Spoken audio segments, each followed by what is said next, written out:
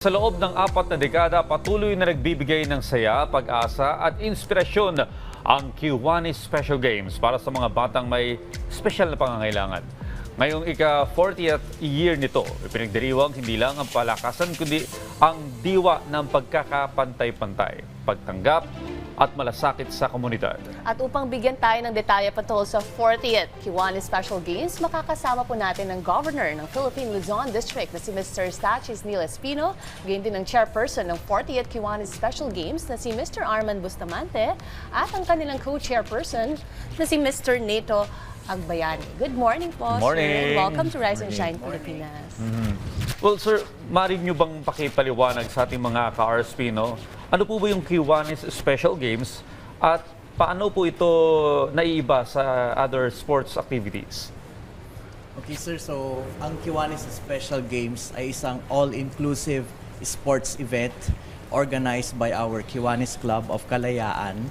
And gaya ng sabi natin, this is the 40th year that we are conducting this event. And sa ngayong taon, isa ito sa pangunahing highlight ng aming Kiwanis Week celebration ng Philippine Luzon District. Ang kaibahan nito sa mga regular na sports ay dito po sa Kiwanis Special Games, tinatanghal po natin ang kakayanan ng bawat isa.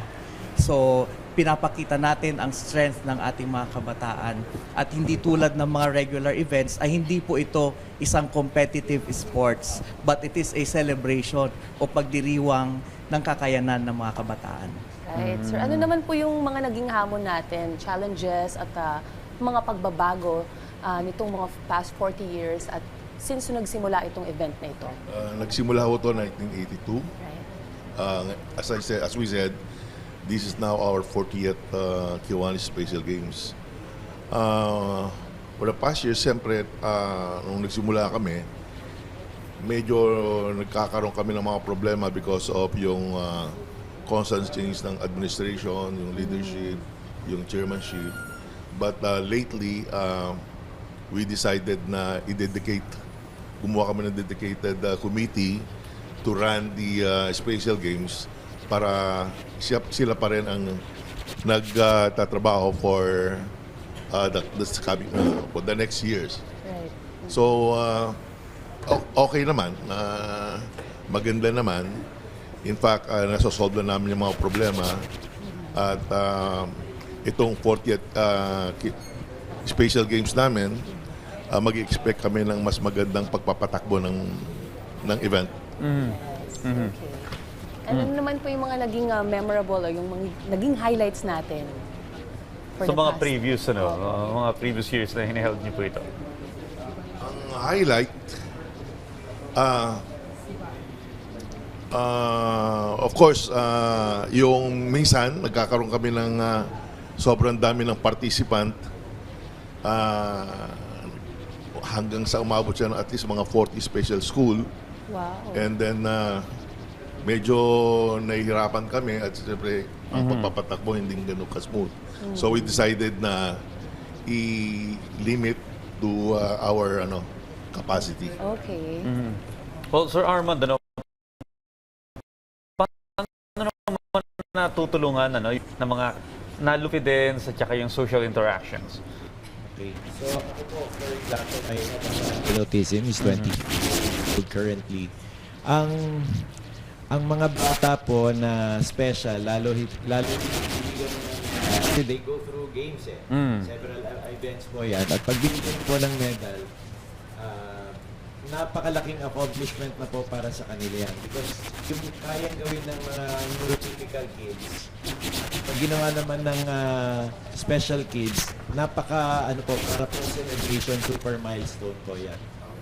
So, ang laking bagay po for people with special needs, no? So, yan yung karanasan namin sa special games, especially when I was chair. Talagang super saya-saya po, not just the students themselves, but also the parents. Yun. Tapos yung buong komunidad talagang nagtutulong-tulong para bigyan ng recognition. Yung pong maliit na recognition para sa special kids ay napakalaki na po. So multiplied yan several times over. Nakikita nga natin sa ating screens, no, napakalaki Kaya yung mga nga eh. events na hino-host nila. And sir, maaari nyo ibahagi sa ating mga manonood, ano po yung upcoming special activities natin? This coming Sunday, Yes. siyempre, gaganapin ang ating special game sa Marikina, and we will be expecting mga 18 school to participate. Wow. With at least mga 600 participants, yung mga athletes natin. We have at least mga 400 volunteers. Kasama na yung ibang parents, yung mga ganon. And then we have some booths to serve food. And natutuwa kami dahil ang aming governor will be there na pasinayaan ang aming event. Yes. Very proud po kami. At least malaking natutulong ng special games sa mga kabataan. Lalo na itong mga kabataan may Yes. pangangalang special. Yes. Well, ano yung reaction ng mga magulang? Ano? Kasi tinitingnan ko kayo yung video nung 39th last year yun. Ano? Parang ang saya-saya talaga nung event.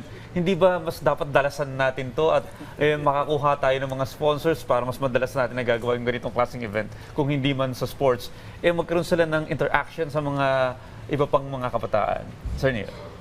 Itong Kiwanis Special Games ay isa lamang po sa mga programa ng Kiwanis Philippine Luzon District.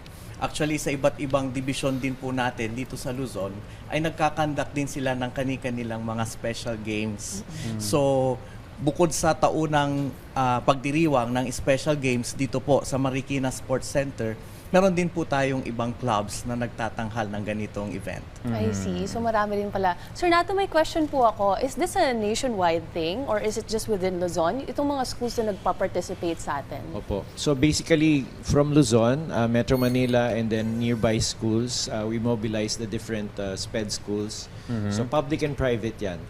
And we do it every year, sabi nga ni Sir Arman tsaka ni Gov, na this is our 40th year. So 40 years na po natin ginagawa to. And I think the highlight for this year, this Sunday, is really yung sheer numbers of kids that will be joining. So it's about 600 people ba? Wow. So you can expect 600 parents and then 400 volunteers. Medyo malaki po itong for this year. Also, Nato, bilang panghuli po, ano po yung inyong mensahe na nais iparating sa publiko, lalo na sa mga pamilya, patungkol po sa kahalagahan ng inclusion at suporta para sa mga kabataang merong special na pangangailangan? Nananawa support, especially from the parents and sa ating mga kababayan na sana suportahan itong aming Kiwanis Special Games. Lalong-lalo ang ating sana makagawa sila ng paraan para mabigyan ng full support ang aming games. Well, more power po at good luck at sana mas maging masaya pa yung event ninyo sa darating na linggo sa Marikina Sports Complex. Yes, maraming salamat po sa inyong oras at sa pagbabahagi ng mahalagang impormasyon tungkol sa 40th Kiwanis Special Games. Mr. Stachis Neil Espino, Mr. Arman Bustamante at Mr. Nato Agbayan. Maraming Thank you salamat. so much. Maraming salamat. Good morning.